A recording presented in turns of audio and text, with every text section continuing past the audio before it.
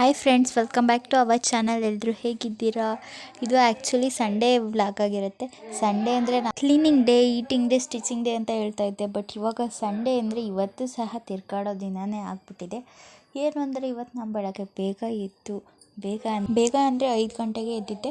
ನಾನು ಸಂಡೇ ಅಂದರೆ ಮಾಮೂಲಿ ಎದ್ದೇಳೋದು ಅಂದರೆ 7-7:30 ಎದ್ದೇಳ್ತಾ ಇದ್ದೆ. ಬಟ್ ಇವತ್ತು ನಾನು ಕಂಪ್ಯೂಟರ್ ಕ್ಲಾಸಿಗೆ ಹೋಗಬೇಕು. ಮತ್ತೇನು ಅಂದರೆ ಇವತ್ತು ನಮ್ಮ ಹೊಳಲ್ಕೆರೆಯಲ್ಲಿ ಇವತ್ತು ಸಂತೆ. ಸೊ ನಾನು ಸಂತೆಗೂ ಸಹ ಹೋಗಬೇಕು. ನಾನು ಈಗಾಗಲೇ ಸಂತೆ ಯಾವಾಗ ಹೋಗ್ತಾ ಇದ್ದೆ ಅಂದರೆ ನಾನು 8th ಇರಬೇಕಾದ್ರೆ ನಾನು ನನ್ನ ಫ್ರೆಂಡ್ಸ್ ಎಲ್ಲ ನಾವು ಹಾಸ್ಟೆಲಲ್ಲಿ ಇದ್ದಿದ್ದು. ಸೊ ನಾವೆಲ್ಲ ಬೇಜಾರಾಗ್ತಾಯಿತ್ತು ಅಂತ ಶನಿವಾರದೊತ್ತು ಸಂತೆಗೆ ಹೋಗಿ ಅಲ್ಲಿ ನಾವು ಏನು ತಾಣ್ತಾ ಇರಲಿಲ್ಲ. ನಾವು ಬರೀ ತೊಗೊಳ್ತಾ ಇದ್ದಿದ್ದು ನಮಗೆ ತಿನ್ನೋ ಐಟಮ್ಸ್ ಏನಾದರೂ ಸಿಗುತ್ತಾ ಅಂತ ನೋಡಿ ಏನಾದರೂ ತಿನ್ನೋದಕ್ಕೆ ಸಿಕ್ಕಿದ್ರೆ ಅದನ್ನು ಮಾತ್ರ ತೊಗೊಂಡು ಬರ್ತಾಯಿದ್ವಿ. ಬಟ್ ನಾನು ಇವತ್ತು ಫಾರ್ ದ ಫಸ್ಟ್ ಟೈಮ್ ತರಕಾರಿ ತರೋದಕ್ಕೆ ಅಂತ ಸಂತೆಗೆ ಅಂತಲೇ ಸ್ಪೆಸಿಫಿಕ್ಕಾಗಿ ಏನು ಹೋಗ್ತಾಯಿಲ್ಲ. ಬಟ್ ನಾನು ಟೈಲರಿಂಗ್ ಕ್ಲಾಸಿಗೆ ಹೋಗ್ತಾ ಇದ್ದೀನಲ್ಲ, ಸೊ ಹಂಗೆ ತೊಗೊಂಡು ಬರೋಣ ಅಂತ ಅಂದ್ಕೊಂಡೆ. ಹಾಗಾಗಿ ಬೇಗ ಎದ್ದು ಸಾಂಬಾರು ಮಾಡಿ ಮತ್ತು ಚಟ್ನಿ ಮಾಡಿ ಇಡ್ಲಿ ಮಾಡಿ ನಮ್ಮ ಅಮ್ಮಂಗೆ ಊಟಕ್ಕೆ ಹಾಕ್ಕೊಟ್ಟು ನೆಕ್ಸ್ಟು ಬಟ್ಟೆ ಒಂದು ಸಖತ್ ತೊಳೆಯೋವಿದ್ವು ಗುರು. ಬಟ್ಟೆ ಎಲ್ಲ ತೊಳೆದು ಈಗಾಗಲೇ ಟೈಮು 10:30 ಆಗಿತ್ತು. ನಾನು ಸ್ವಲ್ಪ ಬೇಗ ಊಟ ಮಾಡಿ ನಮ್ಮೂರಿಂದ ಮಲಾಡಿ ಇರಲಿಕ್ಕೆ ಹೆಂಗೆ ಹೋಗೋಣ ಅಂತ ಯೋಚನೆ ಮಾಡ್ತಾಯಿದ್ದೆ. ಸೊ ಆವಾಗಲೇ ನಂಗೆ ಪರಿಚಯ ಇರೋರೊಬ್ಬರು ನಾನು ನಡ್ಕೊಂಡು ಹೋಗ್ತಾಯಿದ್ದೆ. ಸೊ ಅವ್ರನ್ನೆಲ್ಲ ನಿಲ್ಲಿಸಿ ಬೈಕಲ್ಲಿ ಎತ್ತಿಸ್ಕೊಂಡು ಹೋದ್ರು. ಸೊ ಅಲ್ಲಿಂದ ಹೋಗಿ ಅಲ್ಲೊಂದು ಸ್ವಲ್ಪ ಹೊತ್ತು ಕಾದೆ ಮಲಾಡಿ ಹಳ್ಳೀಲಿ. ಅಲ್ಲಿಂದ ಹೊಳಲ್ಕೆರೆಗೆ ಬಸ್ ಬಂತು. ಹೊಳಲ್ಕೆರೆಗೆ ಬಂದಾಗ 10:30 ಆಗಿತ್ತು.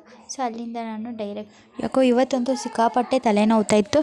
ಸೊ ನಾನು ಅಲ್ಲಿಂದ ಹಾಸ್ಪಿಟಲಿಗೆ ಹೋದೆ. ಹಾಸ್ಪಿಟಲಲ್ಲಿ ಅದು ನಾನು ಹೋಗಿದ್ದು ಗೌರ್ಮೆಂಟ್ ಹಾಸ್ಪಿಟಲ್ಲಿ. ಸೊ ಡಾಕ್ಟ್ರು ಬಂದಿರ್ತಾರೋ ಹೆಂಗೋ ಅಂತ ಅಂದ್ಕೊಳ್ತಾ ಹೋದೆ. ಬಟ್ ಡಾಕ್ಟರು ನಿಜವಾಗ್ಲೂ ಬಂದಿದ್ದರು. ಸೊ ಕೆಲವರಿಗೆ ಗೌರ್ಮೆಂಟ್ ಹಾಸ್ಪಿಟಲ್ ಅಂದರೆ ಕೆಲವರಿಗೆ ಅನ್ನೋದಕ್ಕಿಂತ ನನಗೂ ಸಹ ಸೇರಿ ಅಲ್ಲಿ ಅಷ್ಟು ಚೆನ್ನಾಗಿ ನೋಡೋದಿಲ್ಲ, ಡಾಕ್ಟರೇ ಬಂದಿರೋದಿಲ್ಲ ಅನ್ನೋದು ಕೆಲವ್ರ ಅಭಿಪ್ರಾಯ. ಸೊ ನಮಗೆ ಸೆಕೆಂಡ್ PUCಲಿ ಒಂದು ಪಾಠ ಸಹ ಇತ್ತು, ಮುಟ್ಟಿಸಿಕೊಂಡವನು ಅಂತ. ಸೊ ಅದರಲ್ಲಿ ಒಂದು ಮಾತು ಹೇಳಿದ್ದಾರೆ, ಏನು ಅಂದರೆ ಸರ್ಕಾರಿ ಆಸ್ಪತ್ರೆ ಎಂದರೆ ದಿಕ್ಕು ದಿವಾಳಿ ಇಲ್ಲದವರು ಹೋಗುವ ಸ್ಥಳ ಅಂತ ಹೇಳಿ. ಬಟ್ ಅದು ನಿಜವಾಗ್ಲೂ ಸುಳ್ಳು. ನಾನು ಅಂದ್ಕೊಂಡಿದ್ದು ಸಹ ಸುಳ್ಳು ಅಂತ ಇವತ್ತು ಗೊತ್ತಾಯಿತು.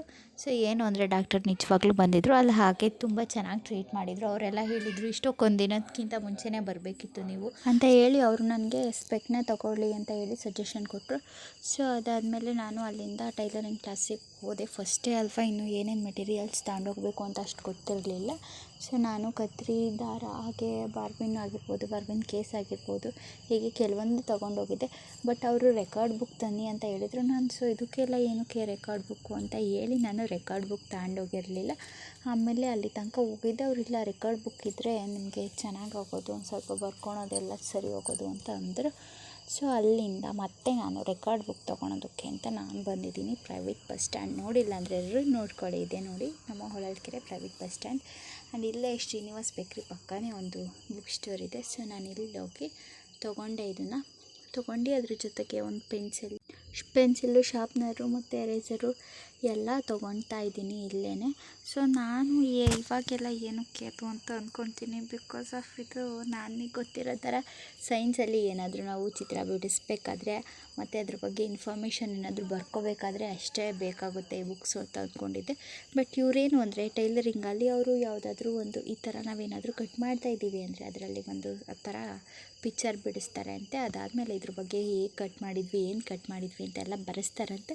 ಸೊ ನನಗನ್ನಿಸ್ತು ಇದು ಒಳ್ಳೆ ಐಡಿಯಾ. ಬಿಕಾಸ್ ನಾವು ಕೆಲವೊಂದು ಸಲ ಮರ್ತುಬಿಟ್ಬಿಡ್ತೀವಿ, ಹೆಂಗೆ ಬರೆದ್ವಿ, ಏನು ಮಾಡಿದ್ವಿ, ಹೆಂಗೆ ಕಲ್ತ್ವಿ ಅನ್ನೋದನ್ನು.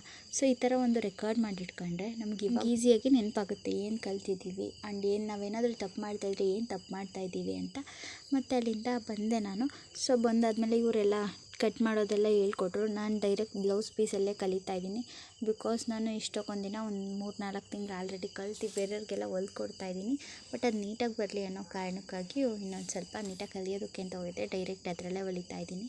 ಮತ್ತೇನು ಅಂದರೆ ಇವತ್ತು ಸಂತೆ ಇರೋ ಕಾರಣ ನಾನು ತರಕಾರಿ ತೊಗೊಂಬಂದೆ. ಎಂಥ ತರಕಾರಿ ತೊಗೊಂಬಂದಿದ್ದೀನಿ ನೋಡಿ. ಈ ಸಂಜೆ ಆಗಿತ್ತು, ಅಲ್ಲೇ ನಾನು ಒಂದು ಸ್ವಲ್ಪ ಬೇಗನೆ ತೊಗೋಬೇಕಿತ್ತು ಅನಿಸುತ್ತೆ. ಬಟ್ ನಾನು ಬರಬೇಕಾದ್ರೆ ತೊಗೊಂಡೆ. ಅಲ್ಲೇ ಯಾವುದೋ ತರಕಾರಿ ಅಷ್ಟು ನೀಟಾಗಿ ಫ್ರೆಶ್ ಏನು ಮಾಡೋಕ್ಕಾಗತ್ತೆ ಅಲ್ಲಿದ್ದಿದ್ದೆ ಅಂಥದ್ದಪ್ಪ. ಅಲ್ಲಿಗೆ ಬಂದಿದ್ದು ಪಂಚಾಮೃತ ಅಂದ್ಕೊಂಡು ತಗೊಂಡು ವಾಪಸ್ ಮನೆಗೆ ಬಂದಾದಮೇಲೆ ಇವತ್ತು ಏನೋ ನಾನೇ ಒಂದು ರೆಸಿಪಿ ಟ್ರೈ ಮಾಡಿ ಅದನ್ನು ಟೇಸ್ಟ್ ಮಾಡಿದೆ. ಪರವಾಗಿ ಹಿಟ್ಟಂತೂ ಹೋಗಿರಲಿಲ್ಲ, ತಿನ್ನೋ ಥರ ಇತ್ತು ಅಂದ್ಕೊಂಡು ಅದನ್ನು ತಿಂದೆ. ನನ್ನ ಇವತ್ತಿನ ದಿನ ಹಿಂಗಿತ್ತು. Thank you for watching this video. Do subscribe my channel.